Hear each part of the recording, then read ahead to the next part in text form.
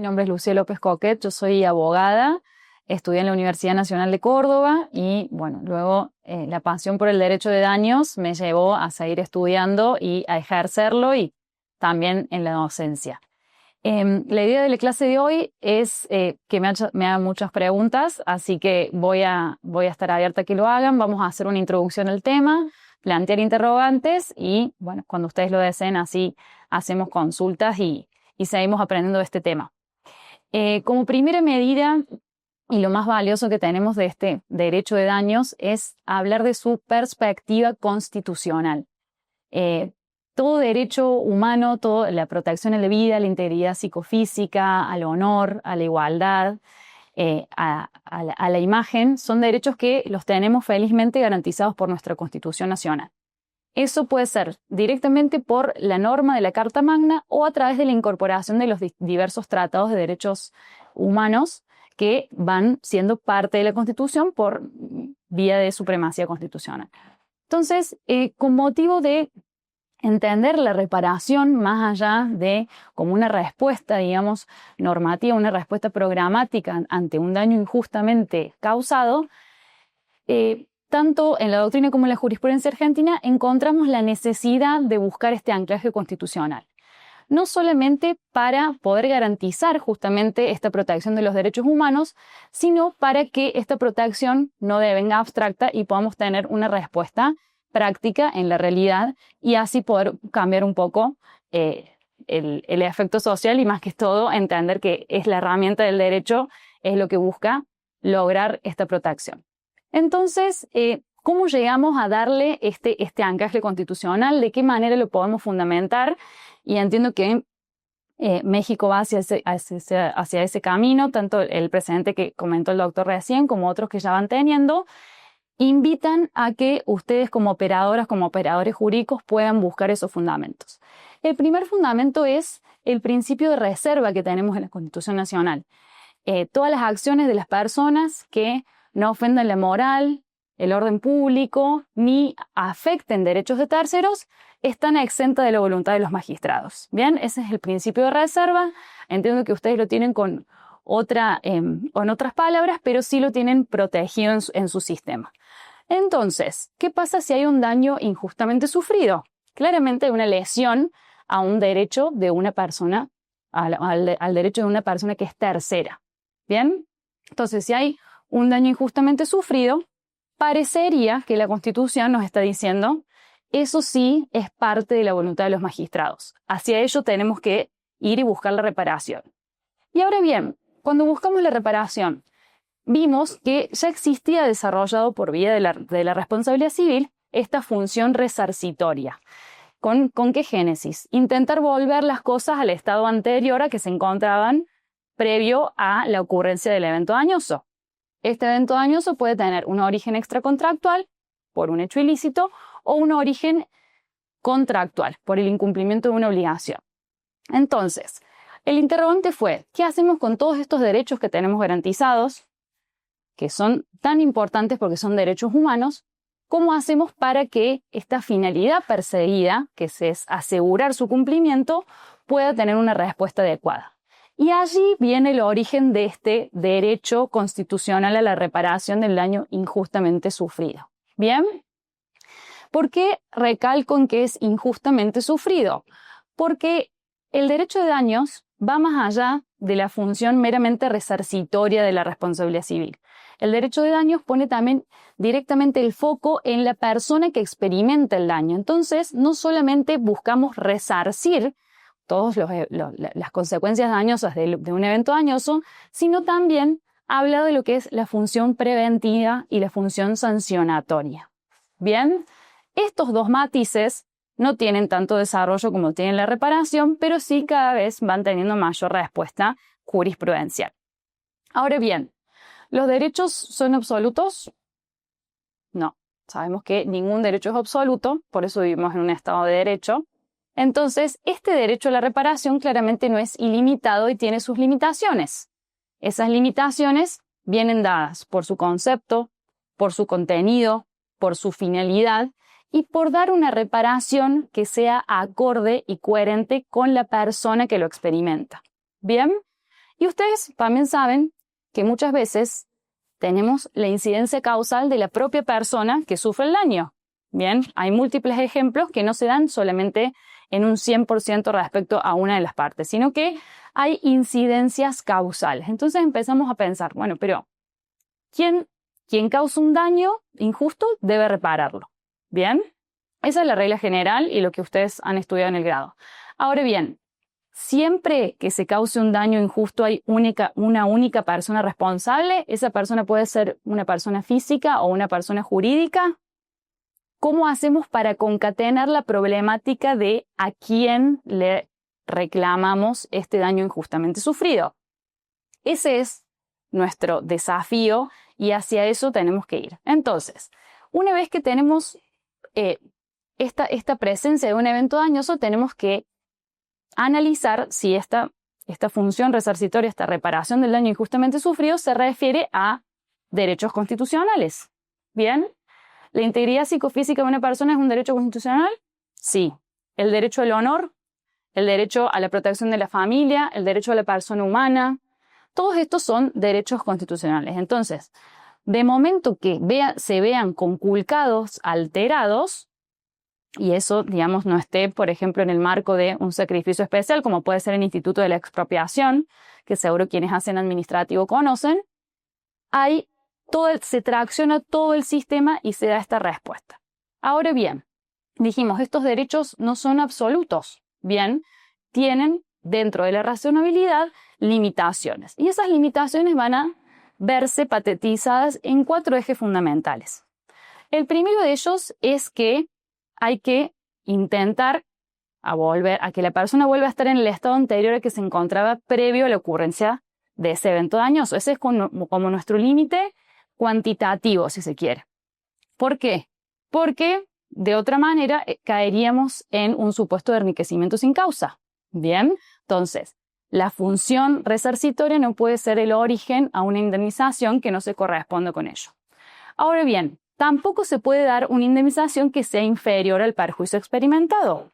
¿Por qué? Porque eso no sería congruente con la reparación plena e integral, que es justamente el contenido de nuestro derecho. Y del mismo modo, tampoco podemos dar una indemnización equitativa e igualitaria para cada una de las personas.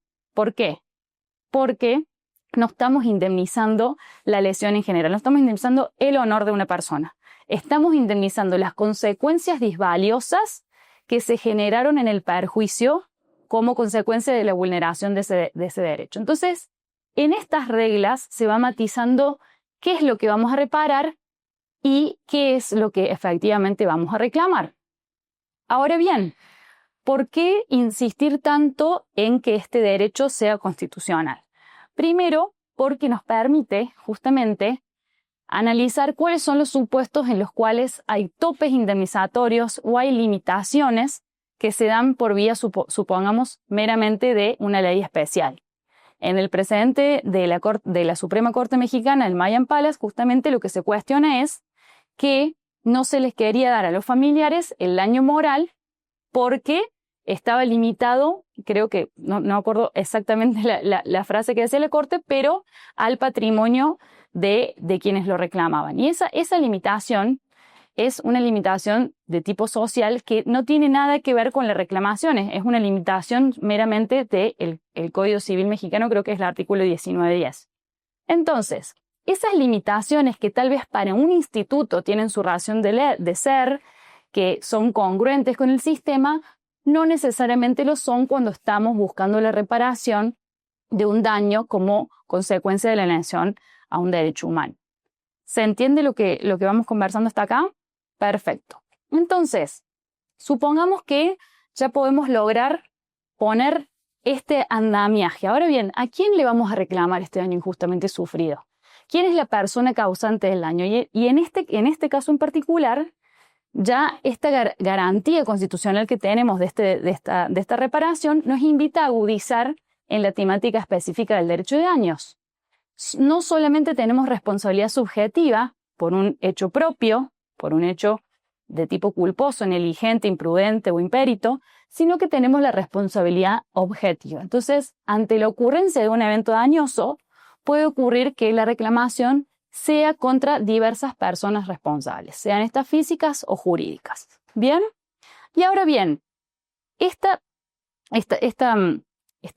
escenario que vamos a tener nos va a decir, bueno, ¿cómo fundamentamos la responsabilidad para cada uno de ellos?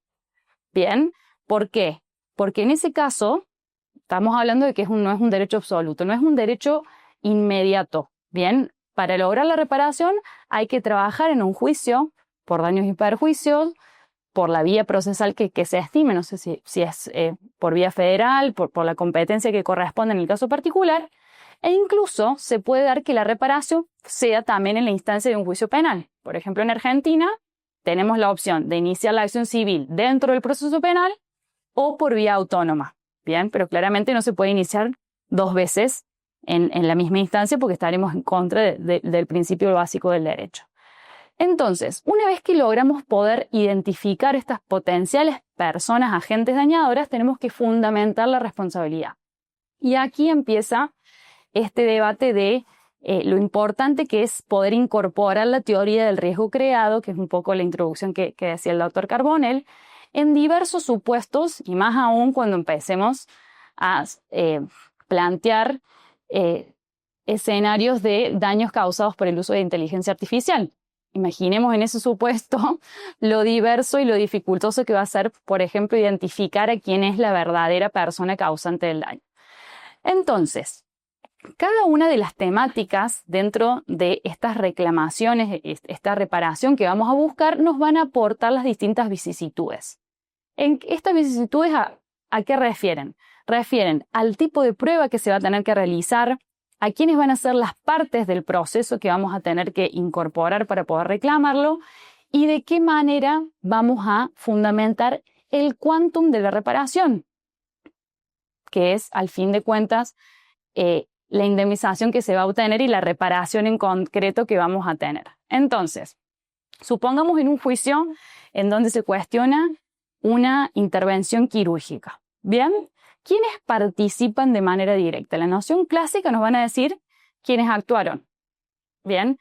Ahora bien, por teoría del riesgo creado, sea o el riesgo provecho o la garantía como factores de atribución de tipo objetivos, tenemos otros participantes. ¿Quiénes son? Si tenemos un seguro de salud, mutual, obra social prepaga, bueno, supongo que entienden a lo que me refiero, que es decir, no es la atención pública que nos dé el Estado, sino que pagamos un servicio adicional para que nos dé eso. Esa figura, esa parte, esa empresa, ¿es garante de esa intervención quirúrgica? Sí, no, ¿por qué? Esas son las respuestas a cada uno de esos interrogantes, nos van a dar la pauta a si efectivamente las podemos traer o no al proceso. En líneas generales, sí son parte. ¿Por qué? Porque garantizan el servicio de salud.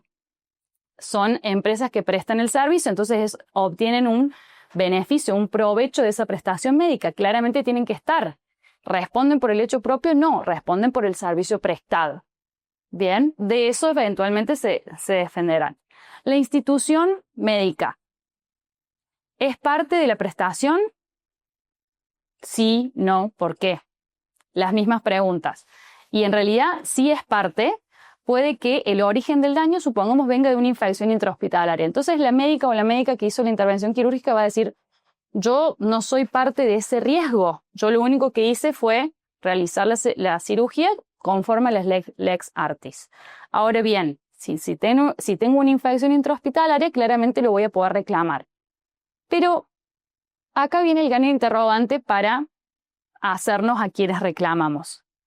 ¿Qué consecuencia disvaliosa tengo, tanto en mi patrimonio como en mi espíritu, como consecuencia de una infección intrahospitalaria? Ese es el qué de la reparación. ¿Qué vamos a reparar? Solamente tuve una infección extrahospitalaria y no tuve ninguna consecuencia ni ningún menoscabo. ¿Tengo algo para reclamar? ¿Tengo algo para solicitar? ¿O no hay consecuencia indemnizable? Entonces, miren lo valioso que es poder tomar este anclaje constitucional del derecho a la reparación que nos va dando las pautas de las preguntas que debemos hacernos para ver si estamos frente a un caso de un daño injustamente sufrido. Bien, y en este caso, la lesión puede ser en nuestra integridad psicofísica porque en vez de tener el alta médica a los 2 días por la cirugía, estuvimos 1 semana y tenemos múltiples cicatrices por estar internadas, etcétera, etcétera. Entonces ahí vamos a tener una indemnización. Y también el daño moral por todos los perjuicios sufridos. Ahora bien, una vez que logramos recién poder identificar cuáles son esas consecuencias, vamos a tener que cuantificarlas. ¿Cómo sabemos el valor que tienen esas consecuencias para que se nos otorgue una indemnización? Y a raíz de esto se han desarrollado múltiples teorías, métodos a los fines no solamente de entender la entidad cualitativa del daño resarcible, sino también la entidad cuantitativa, es decir, cuánto es lo que se va a reclamar. Y ustedes dirán en este contexto, ¿por qué trabajamos de una manera tan minuciosa en esta materia si tenemos la Carta Magna, tenemos la Constitución, tenemos los tratados internacionales que nos protegen? Porque justamente la indemnización es ad hoc. No es lo mismo la indemnización para vos que para vos ni que para mí. ¿En qué sentido? En que uno de los grandes lineamientos que tenemos a partir de esta concepción constitucional del deber de no dañar a otro es que la indemnización protege el principio de individualidad del daño. El principio de individualidad del daño es un principio básico que se extrae de este análisis constitucional en donde lo que buscamos es que la indemnización sea plena e integral para cada una de las partes de la persona humana, protegiendo su integralidad. No solamente su faz laboral, como podría ser una reclamación de incapacidad en ese ámbito, sino una reclamación integral. Hemos llegado a considerar incluso que muchas veces hay personas que sufren daños físicos que no les genera un perjuicio en el desarrollo de su trabajo. Bien, no es lo mismo nosotros que ejercemos el derecho que tal vez tener una cicatriz en nuestro brazo nos puede generar una molestia, pero a lo mejor si nos dedicamos al deporte o tenemos que hacer alguna fuerza o tenemos algún trabajo manual, sí nos genera un perjuicio mayor en nuestro trabajo. Sin embargo, si nos encanta cortar el césped de nuestra casa o hacer alguna tarea doméstica, esas tareas que no podemos realizar con motivo de esa lesión psicofísica son tareas económicamente valorables. ¿Qué significa que sean tareas económicamente valorables? Son tareas que, si no las desarrollo yo, las tiene que desarrollar otra persona y eso implica un gasto. Bien, ese gasto hace que yo, por ejemplo, elijo hacer todas las tareas de jardinería en mi casa porque encuentro también gozo y encuentro, digamos, una cuestión altruista, una cuestión de esparcimiento y de ocio que a mí me gusta, ¿bien? Pero si yo no lo hago, le tengo que pagar a otra persona que lo haga. Entonces, con esa creación, con esa identificación de encontrar tareas económicamente valorables, por ejemplo, llevar a nuestras hijas o a nuestros hijos al colegio, puede ser una tarea que la disfrutemos para compartir y demás, pero si la hace otra persona, también lo debemos pagar. ¿Bien? Incluso si lo hacíamos solamente por la mera circunstancia de compartir, también nos puede generar un daño moral. ¿Se entiende? Entonces, esta cuestión de la individualización del daño lo que busca matizar es el desafío no solamente de cómo reclamarlo, sino de entender a la persona en su integralidad, tanto en su espíritu como en su faz patrimonial, etcétera, etcétera. Y cuando tenemos muchas veces un daño, por ejemplo, en nuestro patrimonio, no sé, estoy viendo ahí, la compañera tiene una mochila, un bolso, se nos rompe un bolso. Bien, ese bolso tiene un costo. Probar el costo de ese bolso a lo mejor es simple, es buscar sus características y ver un valor similar y se reclama ese costo. Ahora bien, ¿cómo hacemos para reclamar un 15% de incapacidad por la pérdida de un dedo de la mano? ¿Cómo llegamos al valor de esa indemnización? Y eso es una submateria dentro del derecho de daños, que es la materia de la cuantificación de los daños. Bien, en esta cuantificación de los daños, lo que se busca es claramente volvemos que no son derechos absolutos, es poder justificar la entidad cuantitativa. Entonces, ¿qué es lo que se ha desarrollado? Primero, ver si esta incapacidad física nos genera un perjuicio en nuestra tarea laboral, porque puede que no. Y luego ver si logramos tener algún parámetro objetivo para decir que la pérdida de un dedo signifique un X porcentaje dentro de la incapacidad. En Argentina se llaman baremos, creo que ustedes tienen los tabuladores, que los suelen utilizar más en sede laboral. Después corríjanme o díganme si se llama de otra manera. Entonces, eso nos va a dar una pauta objetiva de cuánto es esa incapacidad. Ahora bien, con motivo de esa incapacidad, ¿tenemos una merma en nuestros ingresos o no? Puede que sí, más si hablamos de la mano. Entonces, esa merma en los ingresos es un daño directo en nuestro patrimonio, ¿bien? Pero también lo va a hacer en nuestro espíritu, ¿bien? Y a su vez, no es lo mismo si esa merma en nuestros ingresos y ese daño en nuestro patrimonio, bueno, nuestra faz espiritual, se da en una edad del inicio, por ejemplo, profesional, o ya en una etapa en que una persona ya está jubilada. Bien, entonces, todos estos parámetros fueron los que se empezaron a desarrollar por vía jurisprudencial para lograr hacer uso de fórmulas. Fórmulas que nos permitan trabajar en cada uno de los parámetros: valor ingreso, valor edad, valor incapacidad psicofísica y un valor interés, porque claramente según la edad y demás, esto es lo que busca son valor presente de renta futura. Es, digamos, pensar en una indemnización que la voy a obtener hoy, pero pensando en el perjuicio que me va a generar en el futuro. Por eso es un valor presente de renta futura. Y así, cada uno de los estados de Argentina, que nosotros les decimos provincias, fue desarrollando sus fórmulas. Y luego de gran debate jurisprudencial y doctrinal, logramos ya tenerla en el Código Civil y Comercial de Argentina. Bien, como un valor presente de renta futura, para no utilizar el nombre de los distintos fallos que hay en cada estado, en cada provincia, y lo que se trabaja en cada uno de los juicios de daños y perjuicios es estos parámetros. Bien, entonces, supongamos, cuando yo estoy analizando un caso desde la parte demandada y pienso que hay una lesión física que supere el 50% en una persona joven, ya puedo imaginar que el riesgo judicial de la indemnización es alto. ¿Bien? ¿Por qué razón? ¿Porque se llama Juan Pérez? No, por las variables que se tienen en cuenta para poder estimar la indemnización. ¿Bien? Lo mismo sucede con el daño moral. Con el daño moral, si sabemos que como consecuencia del evento dañoso, por ejemplo, falleció un ser querido de una persona y se demanda eso, no es lo mismo a el daño moral que va a solicitar una consumidora o un consumidor por la cancelación de un vuelo. ¿Se entiende? De eso, digamos, que nos va diciendo, bueno, la entidad de la lesión, ya sabemos que puede ser un juicio en una indemnización más acotada o mayor, pero todavía no sabemos el quantum. Bien, eso lo vamos a ir sabiendo a lo largo del proceso. Sin embargo, son antecedentes que nos van dando esta pauta. Entonces, ¿a qué quiero llegar con esto y plantearles, digamos, la diversidad, la complejidad del tema y lo fascinante que puede ser para el ejercicio profesional e incluso académico?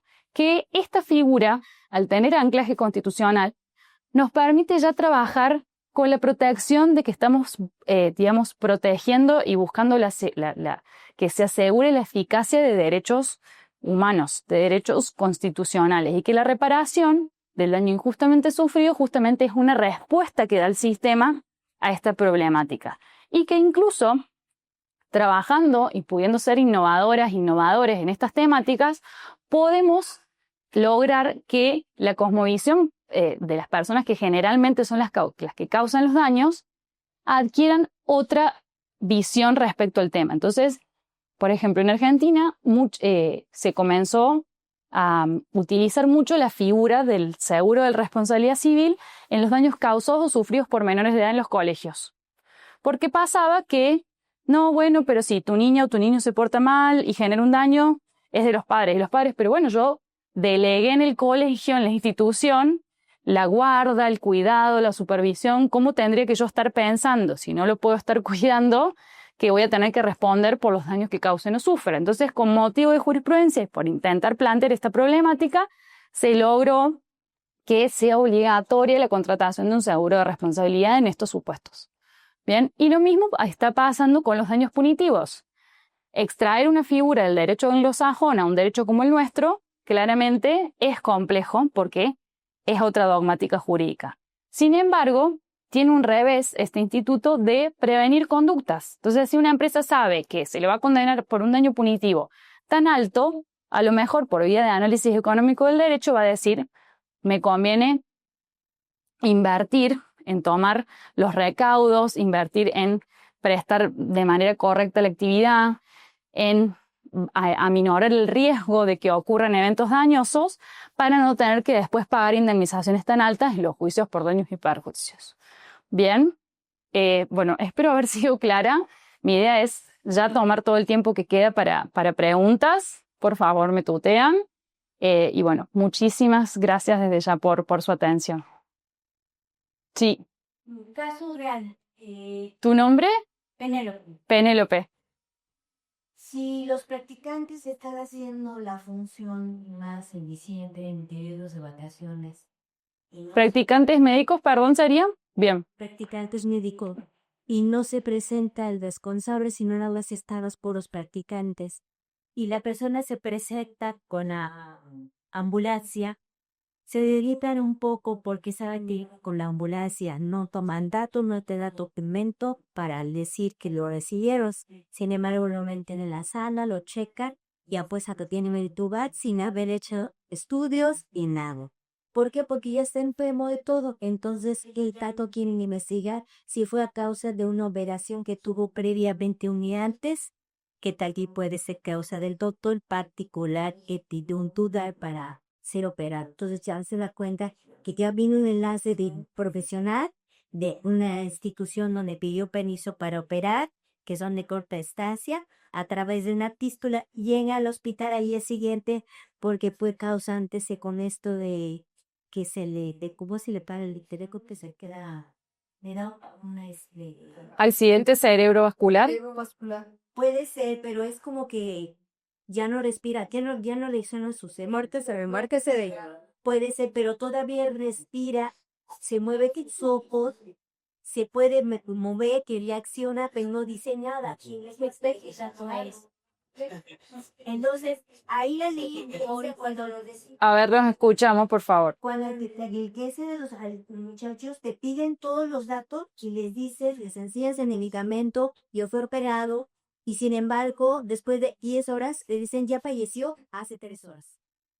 Bien, bueno, primero, Penélope, vamos a ordenar un poco los supuestos y cómo es el esquema. Digamos, los practicantes, que serían los residentes, les decimos en Argentina, son dependientes de la jefa o el jefe de equipo del cual se forman. Bien, esa es una de las formas de la responsabilidad indirecta, en donde respondemos por el hecho ajeno. Bien, entonces esa es una forma de endilgar responsabilidad al principal. ¿Por qué? Porque si entendemos que hubo una diligencia del dependiente, procederá eventualmente la responsabilidad del principal. Toda esta explicación, esta concatenación, digamos, fáctica que vos estás explicando, debe, como deber ser patentizada en la historia clínica, que es se llama igual acá, documento médico, puede ser que le dicen. Bueno, en el documento médico se tiene que hacer todo el detalle de lo que va ocurriendo. Por supuesto que un defecto de información en una lesión de ese tipo claramente ya es conculcatorio de tus derechos. Sin embargo, para hacer la reclamación, vos lo que tenés que hacer es identificar las potencialidades de personas responsables, solicitar la historia clínica, que va a ser tu prueba madre para poder explicarlo eso, y además, en ese caso, ¿quién va a tener que probar que fue, por ejemplo, por un hecho ajeno? La institución a quien se le endilga responsabilidad. ¿Me explico? Vos tendrás que acreditar que el fallecimiento fue por un defecto en el servicio o por la falta de atención, etcétera, etcétera. Pero lo que voy, muchas veces todo el detalle fáctico, si bien importa a los fines de la prueba de la causa, lo que nos tiene que hacer es servir para intentar ubicar los distintos elementos de la responsabilidad civil. Entonces, bueno, daño, perfecto. ¿Qué lesiones? factor de atribución es un hecho, digamos, ¿es un hecho de una persona física o es una persona jurídica? Bueno, en realidad hubo distintas intervenciones, médicas, médicos, el instituto, bien.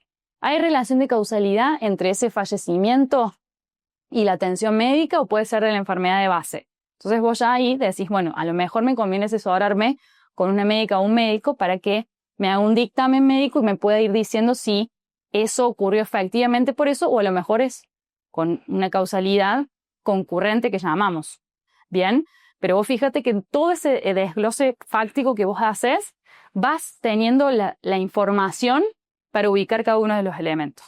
Y luego, bueno, tendrás que trabajar en ese reclamo de manera conjunta, ¿bien?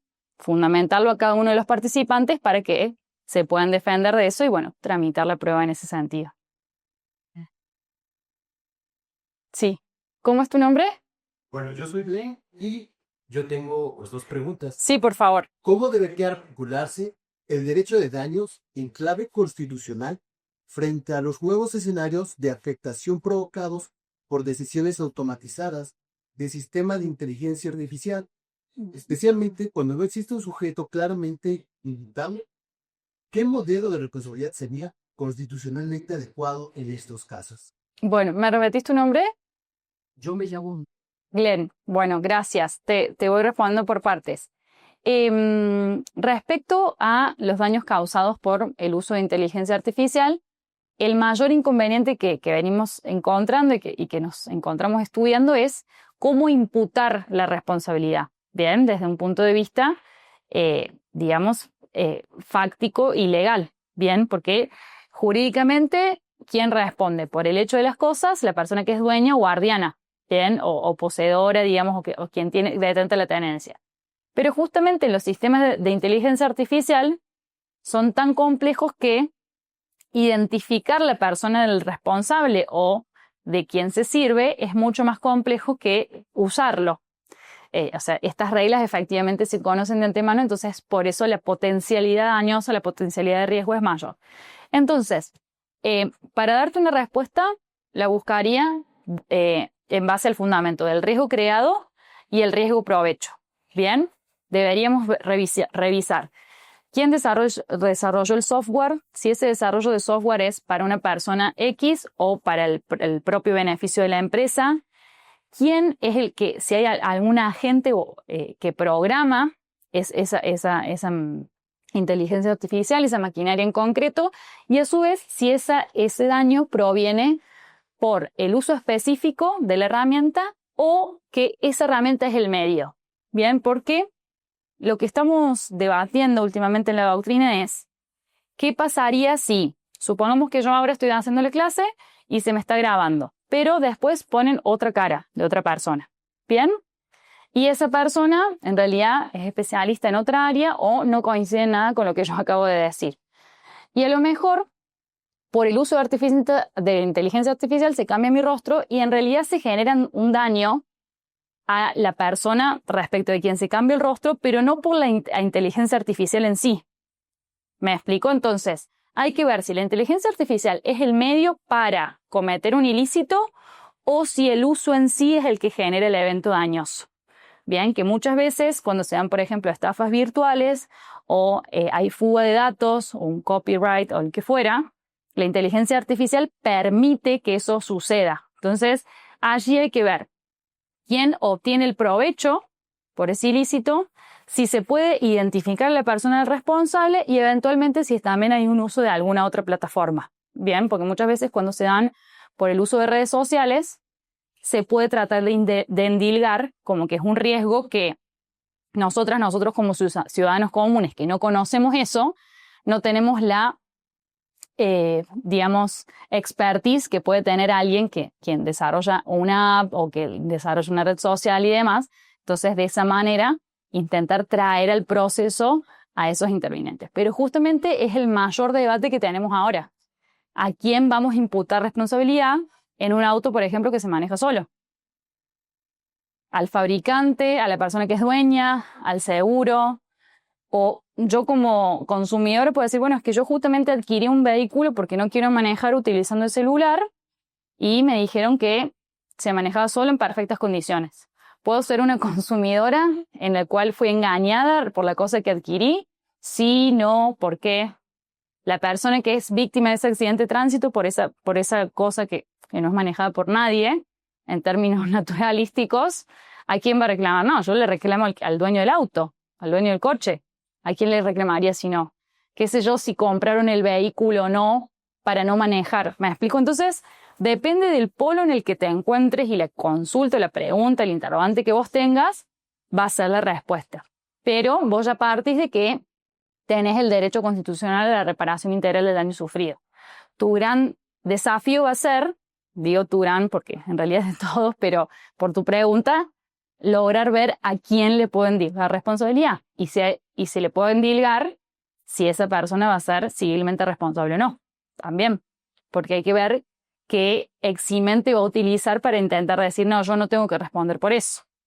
Bien, gracias por tu pregunta. ¿Quién sigue? Sí, dale, vos y después él. ¿Cómo quieran? Sí, dale vos. ¿Tu nombre? Fernanda. Bien, ya nos conocemos. ¿Vos estuviste en alguna clase virtual? No, me sonaba tu cara. Yo tendría nada más la duda que en este tema va a haber gente que sí quiera lesionarse por recibir un beneficio económico, por ejemplo. Entonces, si nos pudiera dar como una generalidad de cómo se maneja estos casos. Por supuesto, gracias por la pregunta. Bueno, acá en México está el Instituto de la Culpa Inexcusable de la Víctima. En Argentina le decimos hecho del damnificado o hecho de la persona damnificada. La única diferencia es que la culpa inexcusable de la víctima exige la culpabilidad de la persona que es víctima, mientras que nosotros ya seguramente ustedes van a mutar eso cuando sea el hecho propio de la víctima suficiente, es decir, menores de edad o personas que estén privadas de la razón y demás. Pero justamente que esté el derecho a la reparación integral protegido por la Constitución no significa que se vayan a reparar cualquier tipo de lesiones o de eventos dañosos. ¿Por qué? Se van a reparar solamente en los cuales se verifiquen los elementos de la responsabilidad civil. Y dentro de ellos tenemos el nexo de causalidad entre el daño y el factor de atribución. Si el daño no proviene por el hecho de una tercera persona responsable, por ejemplo, y es infringido por la propia víctima, o de manera dolosa generado por la propia víctima, claramente esta respuesta del sistema no va a nacer, porque no va a estar uno de los requisitos patentizados. Te digo un ejemplo. Supongamos, en los casos de accidentes de tránsito en donde están los peatones. Por vía jurisprudencial y a propósito de un gran fenómeno que se comenzó a dar de que algunas personas intentaban provocar estos accidentes de tránsito, se empezó a hacer y a desarrollar distintas presunciones dentro de estos tipos de juicios. Entonces, se decía, si hay una persona que cruza por la mitad de la calle, de la acera, y hay dos autos estacionados, ¿qué posibilidad tiene quien va conduciendo un vehículo de advertir esa circunstancia si está haciendo una acción prohibida o contravencional? Entonces, por vía de antijuricidad subjetiva, como si fuera la antijuricidad igual que penal, no en civil, se determina que ese accional fue el determinante en la causación del daño. Ahora bien, si sabemos que hay una zona de la ciudad en la cual en X horario ingresan y salen niñas del colegio, y niños del colegio o un instituto de inglés o de idiomas y demás, sabemos que allí tenemos que tomar mayor recaudo de que crucen niñas, niños, papás, mamás, otras personas cuidadoras que vayan a buscarlo. Entonces no podemos decir, es inusual que en este caso crucen por la mitad de la calle. Entonces, ¿cuál es la pauta de valoración en este caso? La noción de previsibilidad que tiene la teoría de la relación de causalidad adecuada. Entonces, según el curso normal y ordinario de las cosas, ¿es usual que una persona cruce por la mitad de la calle de noche y agachada y que la otra que iba respetando la velocidad máxima le impacta? Y la realidad es que no. Entonces, el término de previsibilidad en estos casos es el que nos da respuesta, porque no podemos hacer una respuesta, como vos bien preguntás, unificada, sino que lo tenemos que analizar en el caso concreto, y eso es justamente el principio de individualización del daño que les hablaba hace un ratito. Entonces, la incidencia causal de la propia víctima o de la propia damnificada en el caso va a tener que analizarse con este criterio de previsibilidad. ¿Por qué? Porque también puede ser que alguien cruce por la mitad de la calle de noche en una zona de fiesta y demás y que la otra persona conduzca en un estado de ebriedad y superando la máxima. Entonces a lo mejor ahí hasta incluso se puede hablar o de una concurrencia causal o incluso que la incidencia de la víctima no fue tal en la ocurrencia del daño, porque después también vamos a ver cuáles son las lesiones. Supongamos cuando alguien va en una motocicleta, si no utiliza casco protector y todas sus lesiones son en la cara y demás, claramente su incidencia en la producción del evento dañoso y en las consecuencias dañosas fue dirimente. Entonces, esa es un poco la forma de matizarlo. Y me surgiría otro. Sí, por favor. Por ejemplo, alguna vez estuve trabajando en una empresa que hacía servicios de dientes. Entonces, las personas que trabajaban hacían la misma actividad todo el día por años. Bien. Entonces, es una lesión que va siendo silenciosa, le llamaban. Porque ya después sí sufría una lesión, pero no era como de un accidente inmediato o algo así. ¿Como estas lesiones de tiempo también se consideran? Estas lesiones de tiempo, bueno, no sé cómo están desarrollados en México los riesgos del trabajo, si eso se asegura o no, pero suelen ser lesiones que si están muy relacionadas a la actividad, por ejemplo, o la persona que hace mecanografía, digamos, ya se sabe que viene de allí. Pero hay que ver cuál es el tipo de lesión. Si se busca una indemnización por vía de riesgos del trabajo, bueno, eso estará con el tabulador, se estipulará según la edad de la persona, la antigüedad, etcétera, etcétera.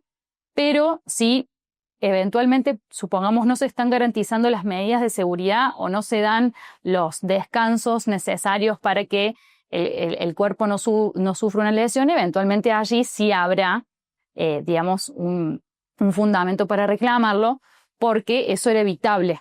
¿Me explico? Hay otras cuestiones que no tienen que ver con la evitabilidad, sino que son propias del desarrollo, o a lo mejor puede haber una predisposición.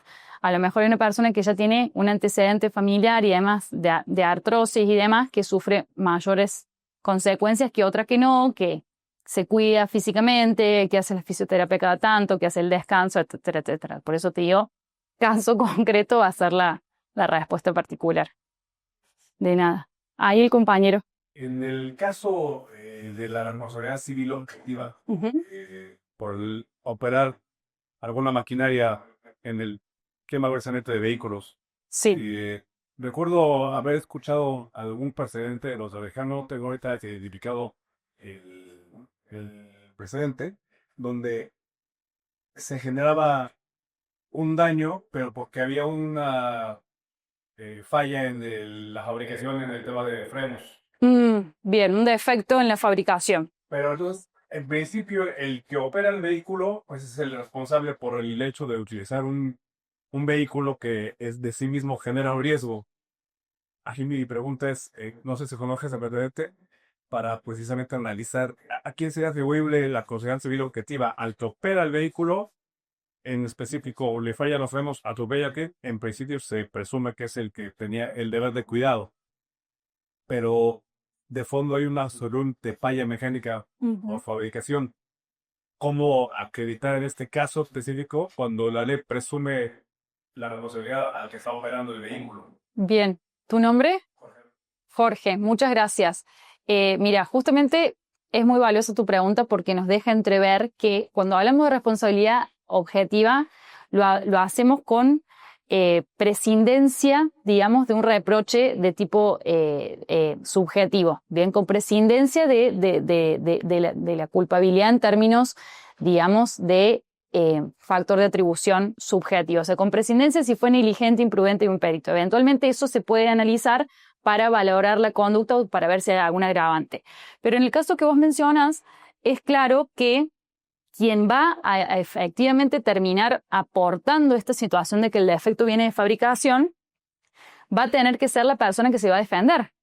Porque supongamos que vos sos la persona que sufre el accidente de tránsito o supongamos que fuera, digamos, sí, vos estabas hablando de una maquinaria, de una zona rural, pero que puede ser que sea en contra de otro vehículo o que un campo vecino sufra un daño porque al no poder frenar esta máquina se rompa algún alambrado, se daña algún animal, etcétera, etcétera.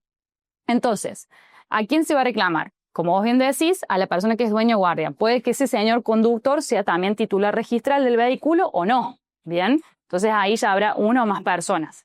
Ahora bien, si vos que sos conocedor del tema, que manejas esta máquina y demás, sabes que es imposible que ese freno se trabe porque sos conocedor y que te dedicas a esa área, ¿qué vas a hacer? Vas a intentar o intentar traer el proceso que en Argentina se llama citación en carácter de tercero obligado a una persona que no es parte, o sea, esa es una forma, o tratar de acreditar por vía pericial que, digamos, ese defecto en el freno proviene por un defecto de fábrica, ¿bien? Y eventualmente vos responderás contra la persona que accionó, pero vas a tener esa prueba que te va a fundar tu acción de repetición, ¿bien? Y en ese caso, vos vas a poder decir, el origen del daño no fue tu conducción ni defectuosa ni nada, porque yo aparte respondo por el hecho de la cosa, por la intervención causalmente activa de la cosa en la producción del evento dañoso. Pero tenés esa pericia que te va a acreditar eso. Entonces, muchas veces, ¿qué se suele hacer? Es incómodo tener que transcurrir todo ese proceso sabiendo que después vas a tener que repetir. Entonces, esta figura de poder traer a esta persona, lo mejor vos que puedas hacer. Buscar un dictamen de parte o de algún ingeniero o ingeniero conocido que te diga, ninguna máquina de este tipo, la verdad que tiene, digamos, en correcto funcionamiento, se queda sin freno. O lo que puedes hacer es intentar que en Argentina pasó, y de hecho fue el auge de los daños punitivos en mi estado, intentar buscar hacer acciones colectivas, ver si a otras personas que adquirieron la misma máquina les pasó. Entonces eso ya a vos te da mayor sustento para validar que tu defensa no es alocada, arbitraria o sacada de cualquier lado, sino que es, digamos, contundente con lo que sucedió. Pero ahí la pericia mecánica o en ingeniería va a ser dirimente. No, por favor. Sí, ahí. Tu nombre, por favor. Georgina. Me surgió la duda con el compañero. ¿Qué pasa? Porque si conocía que ya existía ese defecto de fábrica y él aún así lo condujo, ya, ¿qué procede? Bueno, ahí, de nuevo, con la misma salvedad que la compañera, ahí en términos de previsibilidad no es lo mismo lo que surge de manera espontánea, digamos, inevitable o fortuitamente, a vos, a sabiendas del riesgo, continuar con ello. Bien, entonces, allí ya tu incidencia causal no es fortuita como en el ejemplo de Jorge, sino que lo que vos ahí haces es decir, bueno, ¿cuál fue tu accionar? ¿Denunciaste a la empresa, a la concesionaria, a la fábrica? Sí, no, demás. ¿Confiaste que igualmente porque tenés un manejo experto no va a pasar nada, etcétera, etcétera? Entonces, digamos, ahí es importante tener en cuenta quién va a incorporar el proceso de que vos igualmente, sabiendo este riesgo, lo seguiste conduciendo. ¿Me explico? Porque ahí empiezan a estar estas reglas y con el doctor Carbonell felizmente lo pudimos conversar. Estas cargas probatorias dinámicas nos hacen decir, ay, pero si ya veo que se enteran. Bueno, pero si eso es un perjuicio de tu parte, no lo traerás al proceso, eventualmente. O a lo mejor ya es el tercer caso de una máquina que invade un campo vecino y daña a un animal o a una alambrada y demás, y decir, che, bueno, esto ya viene pasando hace rato, tomemos otras cartas en el asunto. Bien, pero sí puede suceder y yo creo que es un agravante al valorar, digamos, el factor de atribución. Al compañero y después hay otro por allá. Buenas noches, mi nombre es Timoteo. Qué gusto, Timoteo. Quisiera hacer una pregunta, pero a ver si la puedo formular. No sé cómo sea en la Argentina, pero en México ocurre. Normalmente en México se fabrican pruebas cuando la policía tiene un detenido. Eso ocurre en México. No sé si en la Argentina ocurre. En México sí es muy frecuente. Según la Corte Internacional, no debe de existir la prisión preventiva. Según la Corte Internacional. Pero bueno, en México, primero se le detiene y después se va investigando, ¿no? En este caso, ¿a quién se le finca la responsabilidad cuando el sentenciado o el procesado sale absuelto? Bien. ¿Vos dirías si se puede hacer un reclamo por la inexactitud o incorrecta prisión preventiva? Al principio, el doctor habló de error judicial, Uh-huh. ¿sí? Bien. Entonces, Bueno, ahí tenés que empezar, digamos, como al revés de la historia. Primero tenés que tener patentizado cuál fue el incumplimiento de tu obligación legal. Y después tenés que ver si vos tenés una absolución por prescripción o por no autoría o no participación en el hecho, etcétera, etcétera. Entonces, supongamos que a vos te absuelven por no autoría. ¿Bien? Esa no autoría te va a dar una prueba concreta de que tu prisión preventiva, por ejemplo, fue arbitraria porque en vez de Timoteo Pérez eras Timoteo López. Y esa confusión en el apellido llevó a que vos te sancionaron con una prisión preventiva totalmente arbitraria. ¿Bien? Pero, ¿cuál va a ser la defensa del Estado? En Argentina, digamos, habíamos avanzado bastante felizmente al error judicial y bueno, después tuvimos una ley general de responsabilidad del Estado que hubo un retroceso en todo lo que habíamos avanzado, pero vos ahí lo que tenés que hacer es ver si la responsabilidad patrimonial del Estado puede ser por error judicial y si ese error judicial tiene que ser de tipo grosero, me explico, si tiene que ser algo, una culpa grave por esa razón, o si puede estar dentro del marco del riesgo propio de la actividad.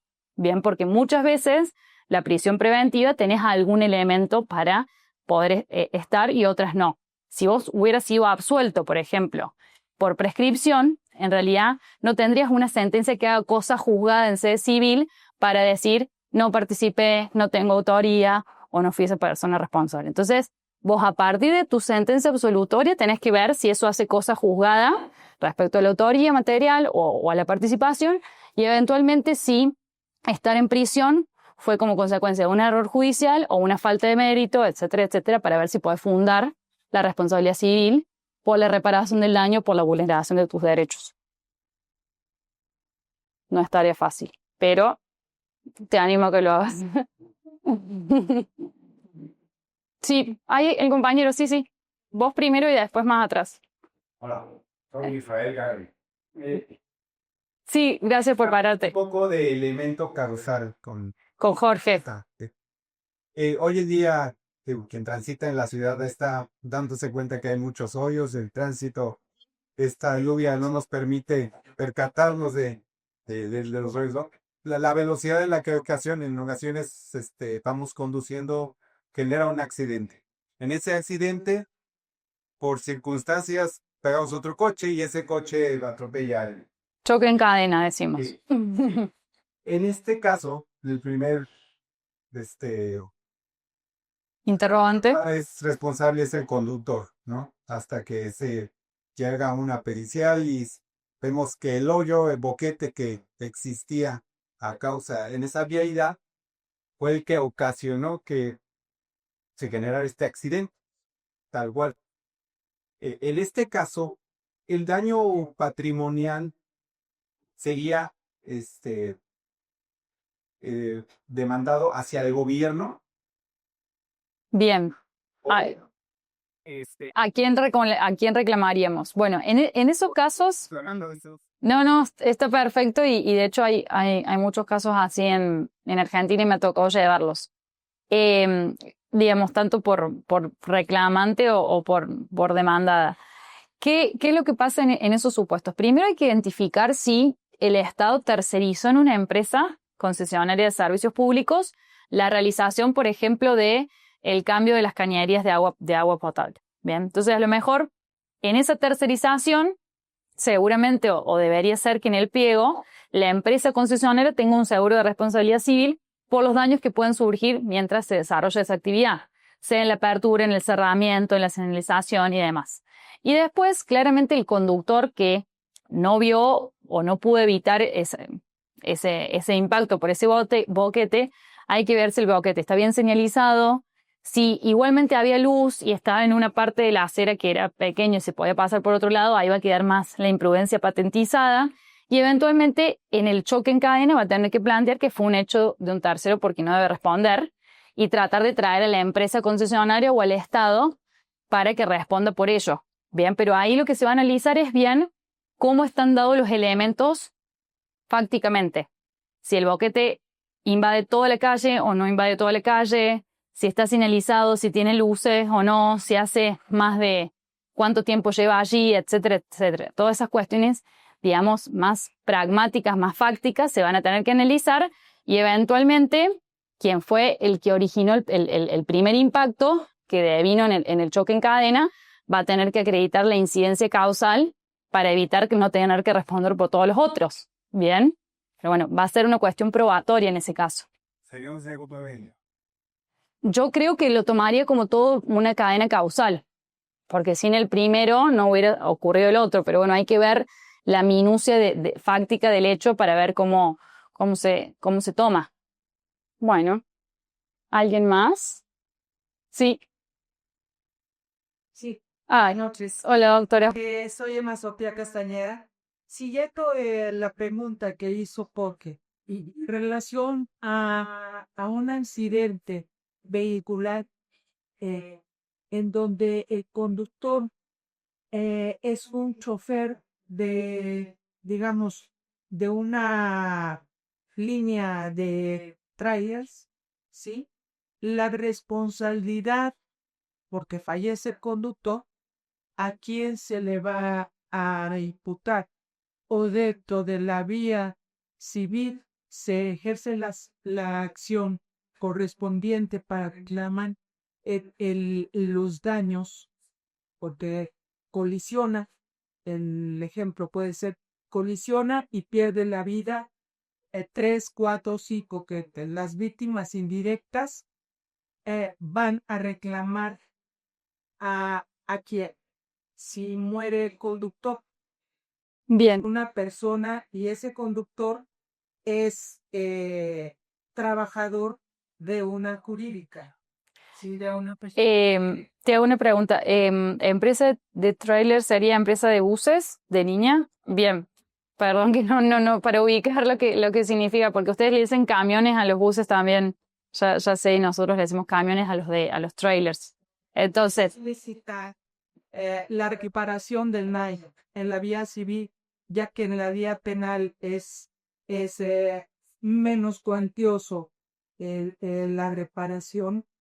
Aquí reclamo si el conductor fallece. bien, en ese caso, digamos, siempre, o sea, fallezca o no fallezca el conductor, vos le podés reclamar a la empresa, digamos, por el hecho del dependiente, por el riesgo creado y por la titularidad de la cosa.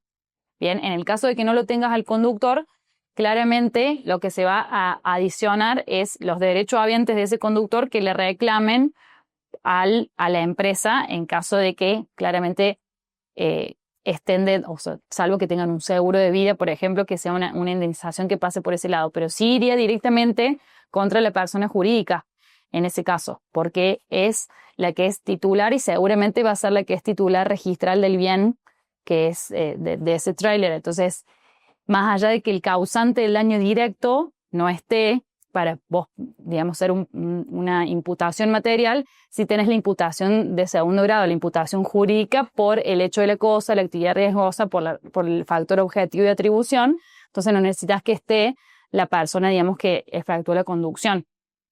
Y ante ellos también van a ir los derechos habientes en ese caso en particular.